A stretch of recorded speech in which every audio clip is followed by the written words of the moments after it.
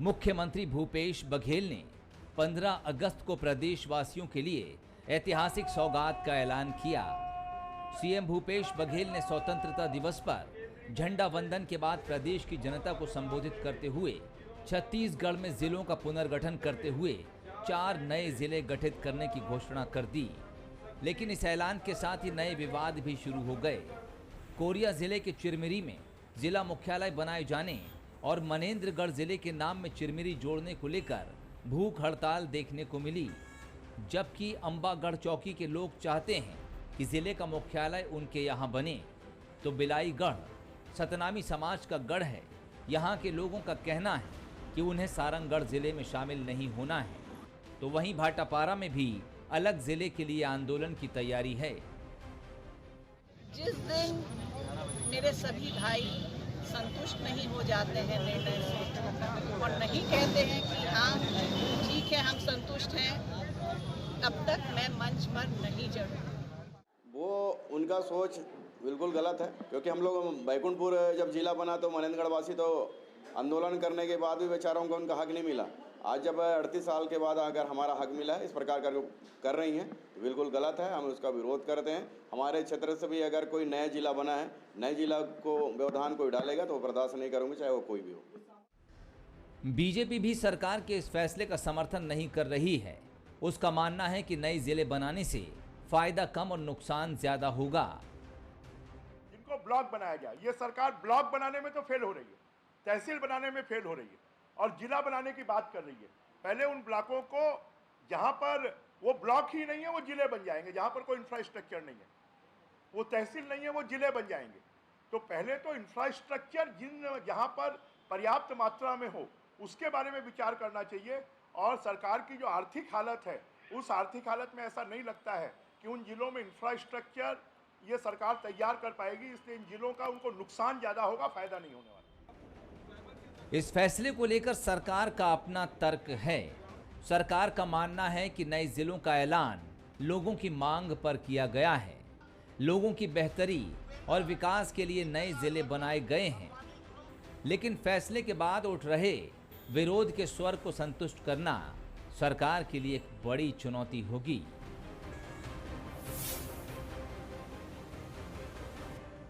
नमस्कार, स्वागत है आपका। मैं हूं अभिषेक शुक्ल। जिलों को लेकर एक बार फिर से विवाद की स्थिति बन रही है। दरअसल 15 अगस्त को 4 नए जिले घोषित किए गए थे, लेकिन उसके बाद से असंतोष के स्वर भी उठने लगे। सब जगह की अपनी अपनी मांगें यहाँ पर हैं। लोगों की अपनी अपनी मांगों के साथ साथ एरिया को लेकर भी बहुत सारी बातें हैं। यहाँ तक कि ये विरोध का स्वर आम लोगों से बढ़कर खास तक भी पहुँचा। कांग्रेस के ही विधायक चिरमिरी की बात करें तो आपस में आमने सामने होते नजर आए। अंबिका सिंह देव, गुलाब कमरो दोनों ही कोरिया ज़िले से आते हैं और दोनों ही मनेन्द्रगढ़ ज़िला बना है। उसके बाद आमने सामने नजर आए। बयानों को लेकर अंबिका सिंह देव ने कहा कि जब तक आम लोगों की बात पूरी नहीं होती मंच पर नहीं चढ़ूंगी। तो गुलाब कमरो ने कहा कि ये बहुत पुरानी मांग थी, इस मांग के आड़े जो भी आएगा हम उसका विरोध करेंगे। ऐसे में विपक्षी भाजपा कहाँ चूकने वाली थी। उसने कहा कि किसी का भला नहीं होगा ज़िले बनाने से। हमने भी ज़िले बनाए थे लेकिन कोई फ़ायदा नहीं पहुंचा। तो क्या वाकई ज़िले बनाने से फ़ायदा नहीं हुआ या नहीं होता? क्या लोगों की अपनी अपनी भावनाएं होती जो इस तरीके से सामने आती हैं? चर्चा आज इसी पर होगी। ख़ास मेहमान हमारे साथ हैं। हमारे साथ कांग्रेस से सुरेंद्र वर्मा जी जुड़ रहे हैं, भाजपा से श्री चंद्र सुंदरानी जी, बहुत स्वागत है आपका। और हमारे साथ राजनीतिक विश्लेषक के तौर पर उचित शर्मा जी भी जुड़ेंगे।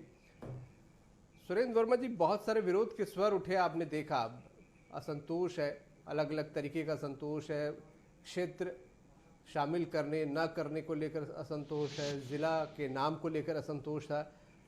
क्या वाकई भला इससे हो जाएगा? सबको संतुष्ट कर पाएंगे या फिर? अभिषेक जी, निश्चित रूप से लोकतंत्र में सभी को अपनी बात रखने का अधिकार है, सभी की भावनाओं का सम्मान है। जिस प्रकार से जब भी इस प्रकार से कभी पुनर्गठन होता है जिलों का, तो स्वाभाविक है कि अलग अलग क्षेत्र हैं, जैसे 2 या 3 विधानसभा हैं, तो जिस विधानसभा को मुख्यालय नहीं बनाया जाता या भौगोलिक रूप से कई प्रकार की असुविधाएं भी होती है, यह भी सही बात है। और सभी पक्षों को सुनकर सभी की भावनाओं का सम्मान करना लोकतंत्र की मूल विशेषता है। और जिस प्रकार से सरकार की मंशा प्रशासन तक लोगों की पहुंच को सुविधापूर्ण बनाना, और लगातार इस प्रकार से हम जिस प्रकार बृजमोहन अग्रवाल जी ने कहा कि इनके 15 साल के शासन में 8 जिले बनाए गए जिससे इनको नुकसान हुआ, इसका स्पष्ट तात्पर्य है कि भारतीय जनता पार्टी केवल चुनावी लाभ के लिए इस प्रकार से पुनर्गठन इनके कार्यकाल में किया गया। लेकिन हमने देखा सरकार बनने के 8 महीने के भीतर 15 अगस्त 2019 को गौरेला, पिंडरा, मरवाही जिला बनाने की घोषणा की गई थी, और उसके साथ साथ 25 तहसील भी बनाए गए। और अभी जो 4 जिलों का पुनर्गठन हुआ, नए 4 जिले बना रहे हैं, उसके साथ साथ 18 नए तहसील भी बन रहे हैं। तो इस प्रकार से 2.5-3 साल के शासन में न केवल 5 जिले बल्कि 43 तहसील भी बनाए जा रहे हैं। निश्चित रूप से जो जनप्रतिनिधि वहां के होते हैं, 2 या 3 अलग अलग विधानसभा के हैं, तो उनको अपने क्षेत्र के हिसाब से अपने क्षेत्र के लोगों के हित की चिंता होती है, स्वाभाविक है। और इस प्रकार के जो स्थिति है, बातचीत के माध्यम से निश्चित रूप से उसका हल निकलेगा। मूल बात जो इन चारों जिलों के संदर्भ में मोहला, मानपुर, मैं सुंदरानी जी की टिप्पणी इस पर ले लेता हूँ। सुंदरानी जी, आप लोगों ने भी जिले बनाए थे और बृजमोहन जी कह रहे हैं कि बहुत विशेष फायदा हुआ नहीं।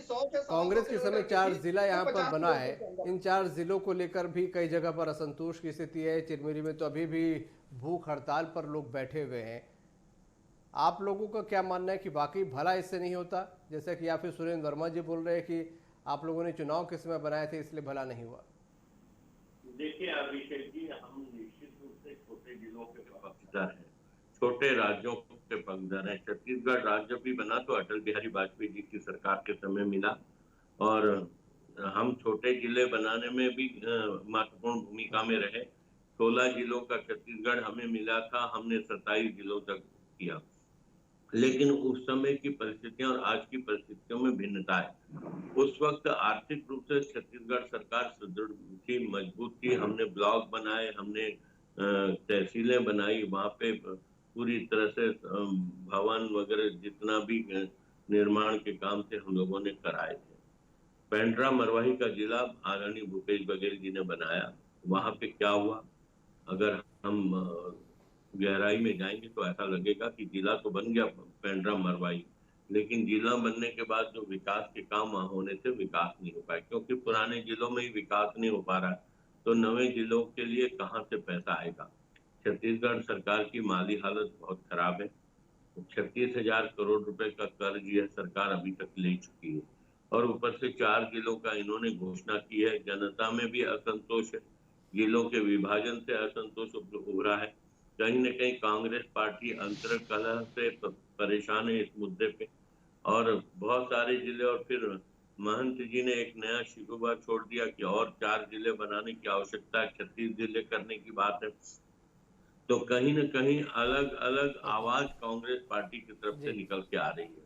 मेरा तो ये मानना है कि कांग्रेस पार्टी के अंदर अलग अलग आवाज उठ रही है। आप लोग जैसा आप बोल रहे हैं कि अलग स्थिति थी, अभी हालात दूसरे हैं। मैं एक छोटी टिप्पणी उचित शर्मा जी की भी इस पे ले लेता हूँ। उचित जी, 4 जिले बने हैं, भाजपा का कहना है जब उसने जिले बनाए थे तो हालात दूसरे थे, अब हालात दूसरे हैं, आर्थिक स्थिति अच्छी नहीं है। हालांकि असंतोष भी कई जगह पर अभी कांग्रेस के अंदर आ रहा है। खुद कांग्रेस के विधायक कुछ जगहों पर आमने सामने हो गए चिरमिरी में। क्या जिला बनने से भला होगा?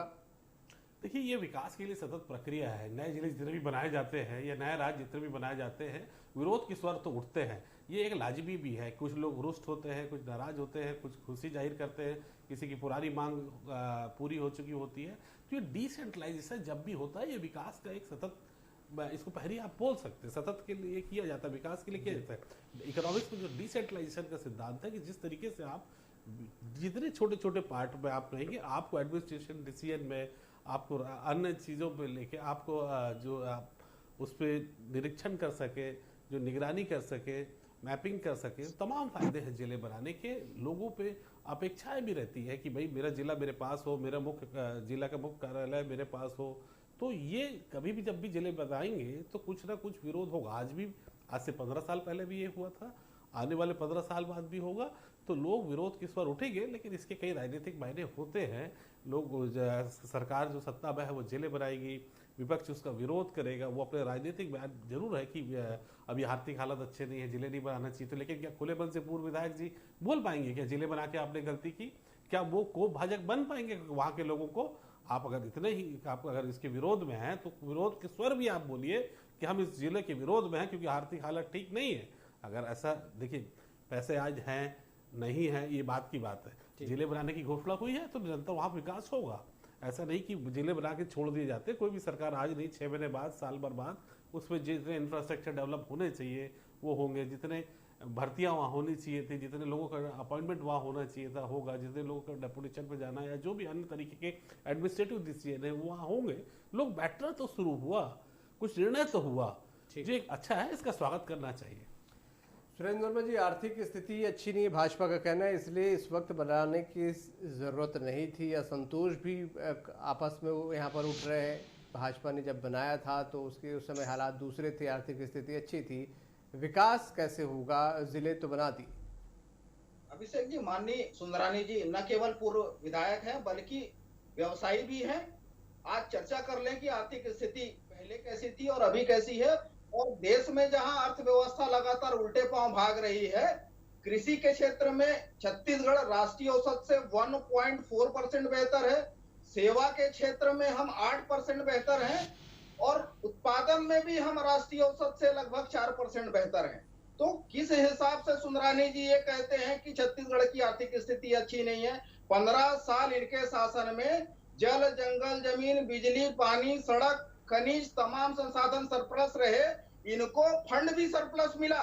उसके बावजूद रमन सिंह जी के कुशासन में गरीबी रेखा में राष्ट्रीय औसत से दुगने नंबर 1, कुपोषण, एनीमिया और मलेरिया से होने वाली मौत और नक्सलवाद छत्तीसगढ़ की पहचान इनके कुशासन में बना। आज तो अभिषेक जी 28,000 करोड़ से अधिक की राशि केंद्र के पास बकाया है। छत्तीसगढ़ के हक का पैसा, कोल की रॉयल्टी, माइनिंग का पैसा और जीएसटी मद का पैसा लगातार केंद्र सरकार के द्वारा रोका जा रहा है। छत्तीसगढ़ की जो अर्थव्यवस्था है, मैं तो सुंदरानी जी से निवेदन करता हूं, क्योंकि वो व्यवसायी हैं, तीनों मेन सेक्टर ये समझते हैं अर्थव्यवस्था के जो प्रमुख सेक्टर हैं, तुलना कर ले किस मामले में छत्तीसगढ़ केंद्र की तुलना में बेहतर है। आज छत्तीसगढ़ का किसान जितना समृद्ध है, गांव गरीब और आदिवासी जो बेहतर जीवन जी रहे हैं उनके। सुंदरानी जी, आर्थिक व्यवस्था बेहतर है, सुरेंद्र वर्मा जी का कहना है, इसलिए जिले बनाने का निर्णय उचित है और जिलों में कोई कमी नहीं होने दी जाएगी, ये उचित जी भी बोल रहे हैं। आदरणीय अभिषेक जी, सुरेंद्र वर्मा जी और उचित शर्मा जी जिस कह रहे हैं, मैं उनकी बातों का सम्मान करता हूं, लेकिन वास्तविकता वो भी जानते हैं। सुरेंद्र वर्मा जी भी जानते हैं कि छत्तीसगढ़ की आर्थिक स्थिति आज क्या है, कल क्या थी। जीडीपी की बात करूं, जब केंद्र की सरकार में 4.4 जीडीपी हुआ करता था, हमारी जीडीपी 10% पे थी डॉक्टर रमन सिंह जी के शासन में। तो छत्तीसगढ़ तो कृषि आधारित राज्य है, कहीं न कहीं संसाधन हमारे पास हैं, हमने संसाधनों का दोहन करके छत्तीसगढ़ को समृद्ध बनाने की दिशा में काम किया। लेकिन आप अगर जिस राज्य की आर्थिक स्थिति, आपकी आवाज हम तक नहीं पहुंच पा रही है, मैं आपके पास फिर पहुंचता हूं। एक सवाल में एक टिप्पणी उचित जी की ले लेता हूं यहाँ पर। उचित जी, जिले बनते हैं तो क्या सिर्फ जिलों के विकास की दृष्टि से बनते हैं या वाकई इसमें कुछ सियासी फायदे भी छुपे होते हैं? देखिए अभिषेक जी, सियासी फायदे इसे नकारा नहीं जा सकता कि इसमें सियासी फायदे लिए जाते हैं। आप जातिगत दृष्टिकोण से, धार्मिक दृष्टिकोण से, बहुत सारी चीजें ऐसी हैं जिसके लिए सत्ता उसको पहले से आकलन उसका कर चुकी रहती है, तो इसको आप बिल्कुल नकार नहीं सकते हैं। जी बिल्कुल आपको नकारा नहीं जा सकता इस मुद्दे को कि भाई जातिगत समीकरण नहीं बैठाले होंगे, सब बैठालती है, सत्ता बैठालती है, अलग। लेकिन सवाल ये उठता है कि जो माननीय पूर्व विधायक कह रहे हैं कि देखिए आर्थिक चीजें और जिला बनाना दोनों अलग अलग चीजें। अगर पैमाना अगर लोन लेना है या कर्जे में है, तो सुंदरानी जी सबसे ज्यादा कर्ज लेने वाले मुख्यमंत्री हमारे मोदी जी थे। जब गुजरात में उन्होंने 1,75,000 करोड़ का लोन था, आज की डेट में शायद 2.5 लाख करोड़ लोन है। तो देखिए वहां विकास हुआ है, वहां भी विकास हुआ है। तो लोन विकास के लिए ही ले जाते हैं सरकार के द्वारा। कभी गुजरात की आर्थिक स्थिति तो खराब नहीं हुई। इससे आपके हिसाब से अगर मैं समझूं तो गुजरात को तो बहुत कर्जे में डूब जाना चाहिए था, लेकिन वो निरंतर तरक्की कर रहा है। तो पैमाना जो होता है कर्जे का, वो विकास से उसका सीधा संबंध होता है। उसको अब अर्थव्यवस्था पूरी गड़बड़ा गई है, इससे नहीं जोड़ा जा सकता। ये हम पहले गुजरात जैसे स्टेट में और कई महाराष्ट्र जैसे स्टेट में जो कई कर्जों से लदे हुए हैं, हम उसको भी देख चुके, वहां निरंतर विकास हो रहा है। तो ये जिले को और कर्ज को आप इससे नहीं जोड़ सकते। ये एक सियासी एक कदम आगे किया जा सकता है। ये सियासी आकलन करके, जातिगत समीकरण करके, तमाम उन तरीकों से बात करके ये जिले बनाए जाते हैं। लेकिन डिसेंट्रलाइजेशन एक विकास का समानांतर चलने की एक प्रक्रिया है और ये निरंतर होते रहना चाहिए। ये एडमिनिस्ट्रेटिव कसावट का, प्रशासनिक कसावट का, राजनीतिक कसावट का, लोगों को जो लाभ मिले उसको उनको फायदा उन अंतिम छोर तक पहुंचे, इन सब चीजों के लिए मॉनिटरिंग बहुत अच्छी हो सके, इन सब चीजों के लिए किया जाता है।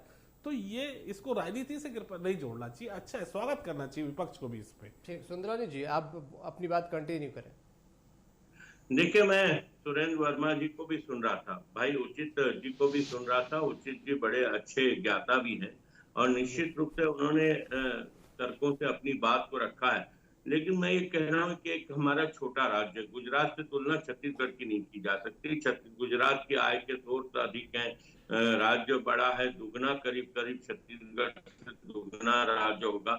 हमारा नया राज्य है, करीब आप 36,000 करोड़ अगर 2.5 साल में कर्ज ले लिया जाता है और उसके बाद विकास नाम की चीज प्रदेश में नहीं रह जाती, किसी भी जिले में विकास नहीं हो रहा है। नगर निगमों की हालत खराब है, 2 लाख 5 लाख रुपए के विकास के काम के लिए पार्षदों को चक्कर काटना पड़ रहा है। ऐसी स्थिति में 4 नए जिले बनाकर और लोगों में असंतोष भी इससे उभर कर सामने आया। यहाँ तक कि कांग्रेस के अंदर भी असंतोष है और हम तो विकास की बात करते हैं। देखिए, छोटे जिले इसलिए बनाए जाते हैं कि विकास हो और हम पक्षधर हैं छोटे जिलों के। हमने कभी छोटे जिलों का विरोध नहीं किया, हमने स्वयं छोटे जिलों को बनाने का हम हिमायती रहे। हम आगे बढ़े के 16 से 27 जिले तो छत्तीसगढ़ में हम ही नहीं किए हैं।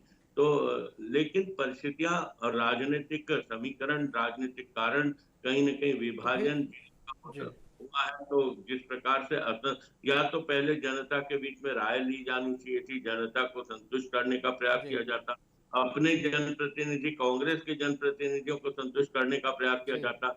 एक विधायक इनकी कहती है मैं मंच पे नहीं बैठूंगी जब तक मेरी बात नहीं सुनी जाएगी, एक विधायक कहता है कि नहीं ये तो आवश्यक था। तो ये इन्हीं के बीच में तो ज्यादा असंतोष है। मैं तो पहले अभिषेक जी कहा कि छोटे जिलों के पक्षधर भारतीय जनता पार्टी रही है, कभी भारतीय जनता पार्टी ने छोटे जिलों को लेकर विरोध नहीं किया। सुरेंद्र कुछ बोलना चाहते हैं? सुरेंद्र जी। अभिषेक जी, निश्चित रूप से अधिनायकवाद भारतीय जनता पार्टी का चरित्र है। जिस प्रकार से वरिष्ठ पत्रकार उचित शर्मा जी ने कहा, ये दोनों विषय अलग अलग है। सुंदरानी जी लगातार अर्थव्यवस्था की बात कर रहे हैं, 1 लाख करोड़ के आसपास प्रदेश का बजट है, ये 2-5 लाख की बात करते हैं। विधायक रहे हैं, व्यवसायी हैं। पुनर्गठन का जो विषय है, जिला और तहसील नए निर्माण का जो विषय है, प्रशासन तक लोगों की पहुंच को आसान बनाना सरकार का उद्देश्य है। निश्चित रूप से दलगत राजनीति से ऊपर उठकर सुंदरानी जी को स्वागत करना चाहिए। भारतीय जनता पार्टी दलगत राजनीति से उठकर जिस प्रकार से ये पूर्वाग्रह से ऊपर नहीं आ पा रहे हैं, लोगों के बीच जाकर विपक्ष की भूमिका निभाए। मैं निवेदन करता हूं सुंदरानी जी से, निश्चित रूप से इस प्रकार की बातें आती है, लेकिन इन 4 जिलों के गठन के बाद जो यहाँ के निवासी हैं, जो सुदूर ग्रामीण क्षेत्रों में रहते हैं, औसत दूरी जो जिला मुख्यालय से 100 से 125 किलोमीटर थी, वो घटकर 50 किलोमीटर हो गई है। तो ये सतत प्रक्रिया है। इस प्रकार की जो सरकार के फैसले हैं, इसका स्वागत होना चाहिए। अभिषेक जी।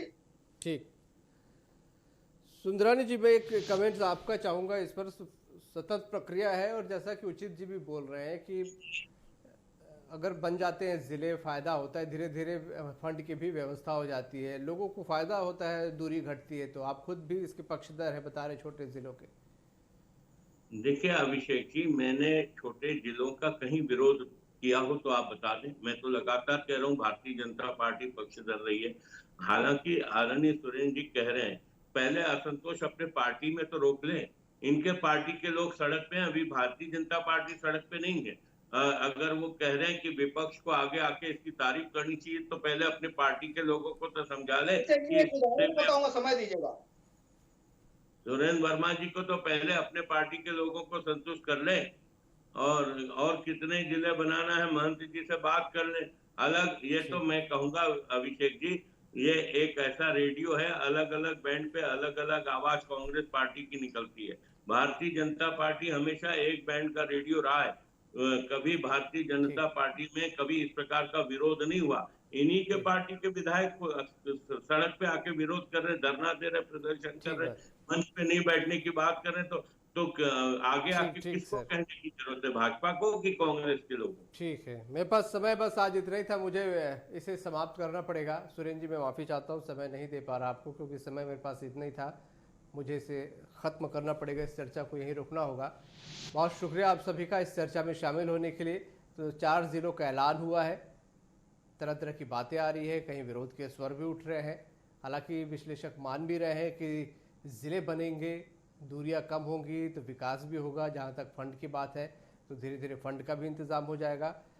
छोटे छोटे ज़िले की पक्षधर भारतीय जनता पार्टी भी रही है, और माना यही जा रहा है कि छोटे ज़िले बने तो धीरे धीरे विकास की ओर बढ़ेंगे, अपने लिए रेवेन्यू भी वो खुद कहीं ना कहीं से जुगाड़ लेंगे।